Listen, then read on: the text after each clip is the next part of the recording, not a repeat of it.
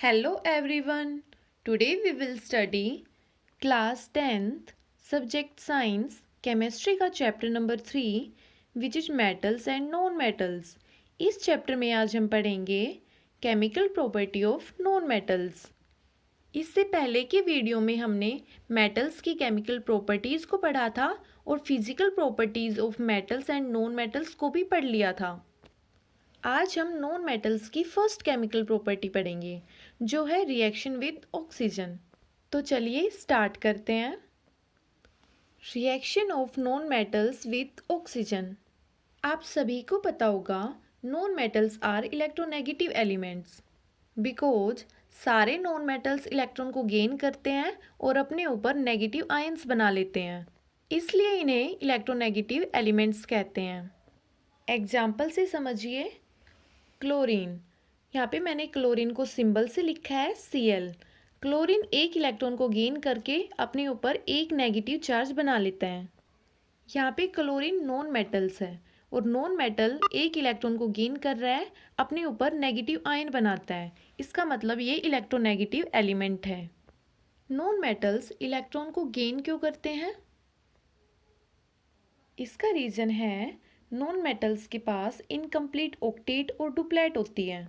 Non metals अपनी octet और duplet complete करने के लिए किसी और एटम या एलिमेंट से इलेक्ट्रॉन को गेन करते हैं ताकि उनकी ऑक्टेट या डुप्लेट कंप्लीट हो जाए और वो स्टेबल हो जाए। ओके, आगे देखिए। सल्फर जिसका सिंबल है S, ये दो इलेक्ट्रॉन को गेन करता है और अपने ऊपर S2 नेगेटिव चार्ज बना लेता है। इसी तरह ऑक्सीजन का सिंबल है O और ये दो इलेक्ट्रॉन को गेन करता है और अपने ऊपर O2 नेगेटिव चार्ज बना लेता है। क्लोरीन के लास्ट शेल में 7 इलेक्ट्रॉन्स हैं, इसलिए ये किसी और एटम या एलिमेंट से एक इलेक्ट्रॉन गेन करके अपने लास्ट शेल में 8 इलेक्ट्रॉन्स बना लेता है। और सल्फर के लास्ट शेल में 6 इलेक्ट्रॉन्स होते हैं, ये किसी और एटम या एलिमेंट से 2 इलेक्ट्रॉन को गेन करके अपना ऑक्टेट कंप्लीट कर लेता है। इसी तरह ऑक्सीजन के लास्ट शेल में भी 6 इलेक्ट्रॉन होते हैं और ये 2 इलेक्ट्रॉन को गेन करके अपने ऊपर नेगेटिव चार्ज बना लेता है और अपनी ऑक्टेट को कंप्लीट कर लेता है। ओके, आई थिंक आपको समझ में आ गया कि non metals are electronegative elements. अब हम आगे देखते हैं नॉन मेटल की रिएक्शन ऑक्सीजन के साथ। When heated non-metals react with oxygen to form oxides, these oxides may be either acidic or neutral.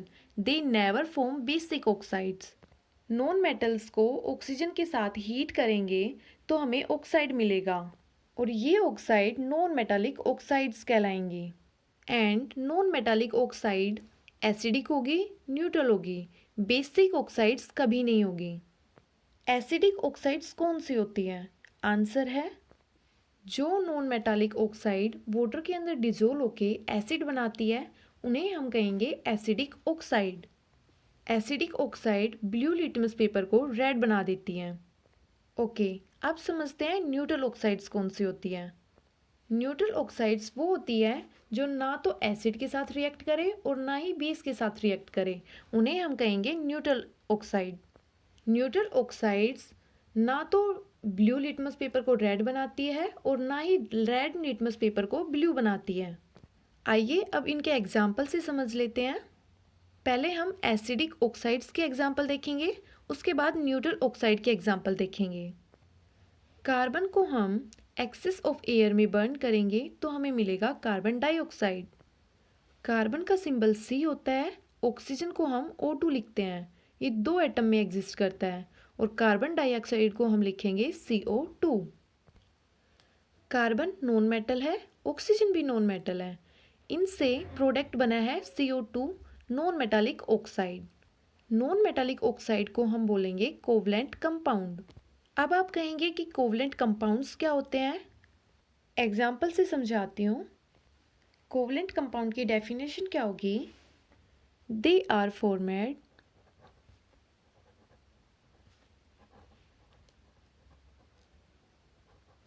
by sharing of electron.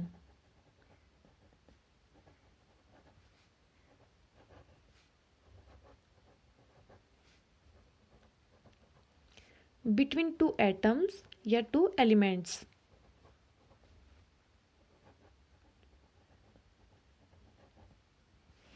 इसको हम बोलते हैं कोवलेंट कंपाउंड।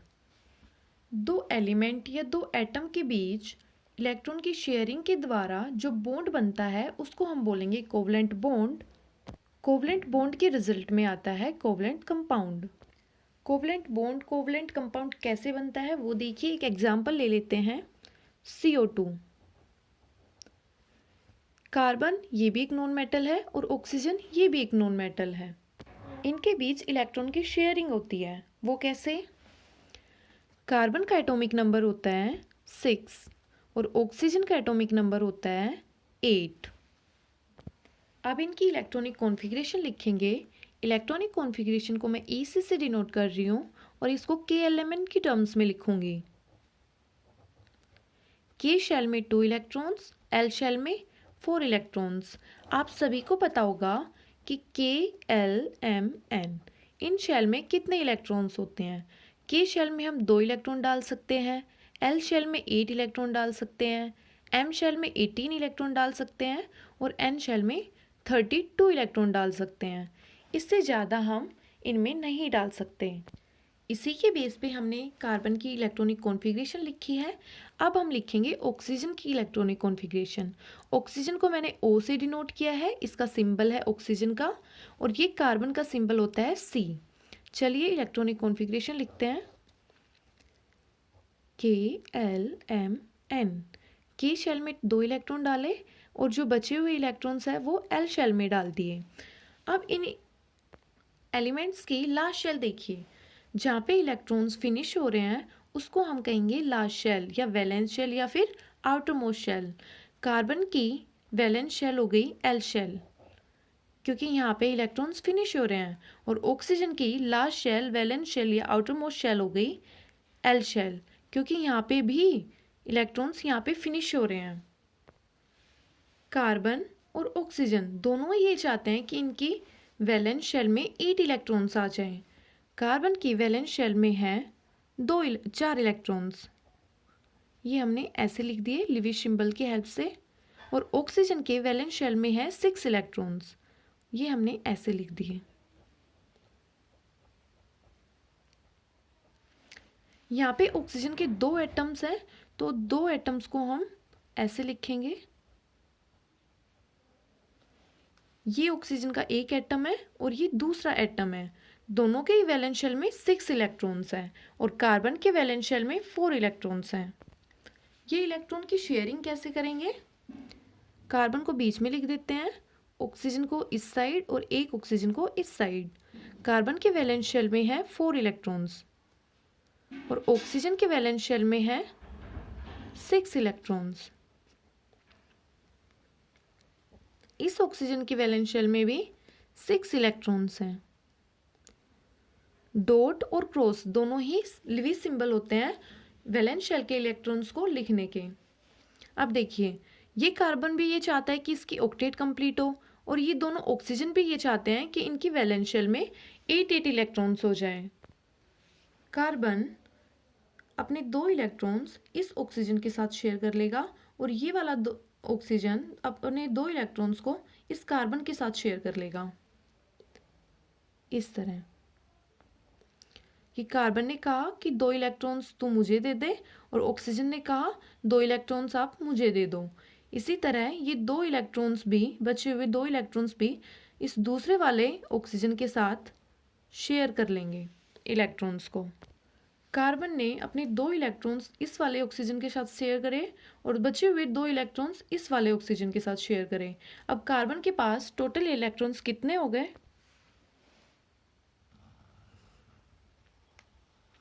इस गोले के अंदर कितने इलेक्ट्रॉन्स हैं? वही कार्बन के इलेक्ट्रॉन्स हो गए।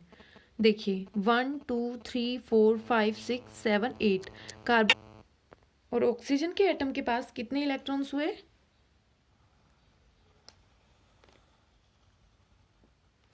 ऑक्सीजन एटम के पास भी 8 इलेक्ट्रॉन्स हो गए। गिनिए 1 2 3 4 5 6 7 8। इस वाले ऑक्सीजन के भी एटम्स के इलेक्ट्रॉन गिन लीजिए। 1 2 3 4 5 6 7 8। तीनों एटम्स के पास 8 इलेक्ट्रॉन्स हो चुके हैं। अब इनकी ऑक्टेट कंप्लीट हो गई। Carbon, oxygen, oxygen. कार्बन ने अपने 2 इलेक्ट्रॉन इस वाले ऑक्सीजन के साथ शेयर करे थे, तो हमने 2 बॉन्ड बना दिए। और इस कार्बन ने 2 इलेक्ट्रॉन्स इस वाले ऑक्सीजन के साथ शेयर किए थे, तो हमने यहाँ पे भी 2 बॉन्ड बना दिए हैं। इस वाले इलेक्ट्रॉन से इस वाले इलेक्ट्रॉन का एक बॉन्ड और ये वाले इलेक्ट्रॉन शेयर हुए हैं, ये दूसरा बॉन्ड हो गया। इसी तरह इन दोनों का बॉन्ड हो गया। ये हमने ऐसे लिख दिए और इनको हम CO2 लिख सकते हैं। ये हमारा कोवलेंट कंपाउंड है और इनके बीच में, कार्बन ऑक्सीजन के बीच में ये कोवलेंट बॉन्ड हो गए। 2 बॉन्ड है तो इनको हम बोलेंगे डबल कोवलेंट बॉन्ड। अगर सिंगल बॉन्ड होता तो उसको हम बोलते सिंगल कोवलेंट बॉन्ड। अगर 3 बॉन्ड बनते हैं तो हम बोलते ट्रिपल कोवलेंट बॉन्ड। एक इम्पोर्टेंट बात और रह गई, देखिए कार्बन के वैलेंस शेल में 4 इलेक्ट्रॉन्स हैं। कार्बन के पास इतनी कैपेसिटी नहीं है कि इन 4 इलेक्ट्रॉन को गेन करे किसी और एटम से, या इन 4 इलेक्ट्रॉन को लूज कर दे किसी और एटम को। कार्बन ना तो इलेक्ट्रॉन को लूज कर सकता है और ना ही किसी इलेक्ट्रॉन को गेन कर सकता है। देन कार्बन इलेक्ट्रॉन की शेयरिंग करेगा ऑक्सीजन के एटम्स के साथ। आई थिंक आपको समझ में आ गया होगा। नेक्स्ट है कार्बन डाइऑक्साइड। ये एक एसिडिक ऑक्साइड होती है। एसिडिक ऑक्साइड का हम पता कैसे करेंगे? हम कार्बन डाइऑक्साइड को वाटर के अंदर डिसोल्व करेंगे और हमें मिलेगा acid, carbonic acid. Carbonic acid का फॉर्मूला है H2CO3। Carbon dioxide dissolve in water to form carbonic acid which turns blue litmus red. ये ब्लू लिटमस पेपर को रेड बना देता है, जिससे हमें पता चलता है कि कार्बन डाइऑक्साइड एसिडिक ऑक्साइड है। नेक्स्ट एग्जाम्पल है सल्फर। सल्फर को एस से डिनोट किया है उसके सिंबल से। ऑक्सीजन की प्रेजेंस में बर्न करेंगे तो हमें मिलेगा SO2, sulphur dioxide. Sulphur dioxide acidic oxide होती है। इसको पता करेंगे। सल्फर डाइऑक्साइड को हम वाटर के अंदर डिसोल्व करेंगे तो हमें मिलेगा सल्फोरस एसिड, H2SO3। नेक्स्ट एग्जाम्पल है न्यूट्रल ऑक्साइड का। कार्बन को बर्न करेंगे, लिमिटेड सप्लाई ऑफ ऑक्सीजन की प्रेजेंस में हमें मिलेगा कार्बन मोनोऑक्साइड। कार्बन मोनोऑक्साइड का फॉर्मूला है CO। ये न्यूट्रल ऑक्साइड है। ये ना तो एसिड के साथ रिएक्ट करती है और ना ही बेस के साथ रिएक्ट करती है। ना रेड लिटमस को ब्लू करती है और ना ही ब्लू लिटमस पेपर को रेड बनाती है, जिससे हमें पता चल जाता है कि कार्बन मोनोऑक्साइड न्यूट्रल ऑक्साइड्स है। नेक्स्ट एग्जाम्पल है हाइड्रोजन ऑक्सीजन के मिक्सचर को इलेक्ट्रिक स्पार्क में से पास करेंगे तो हमें मिलेगा वाटर, H2O। ये एक न्यूट्रल ऑक्साइड है। नेक्स्ट एग्जाम्पल है नाइट्रोजन को ऑक्सीजन के साथ कंबाइन करेंगे हाई टेम्परेचर पर 2700 से 3000 डिग्री सेल्सियस पर, तो हमें मिलेगा nitric oxide, NO। Nitric oxide भी एक न्यूट्रल ऑक्साइड है। ओके, आई थिंक आपको नॉन मेटल की फर्स्ट केमिकल प्रॉपर्टी समझ में आ गई। अगर आपको समझ में नहीं आई तो वीडियो को फिर से रिपीट करिए, समझ में आ जाएगी। आपको मेरी वीडियो अच्छी लगी हो तो इसे लाइक कीजिए, शेयर कीजिए, सब्सक्राइब ज़रूर कीजिए। Thank you. नेक्स्ट वीडियो में मिलते हैं।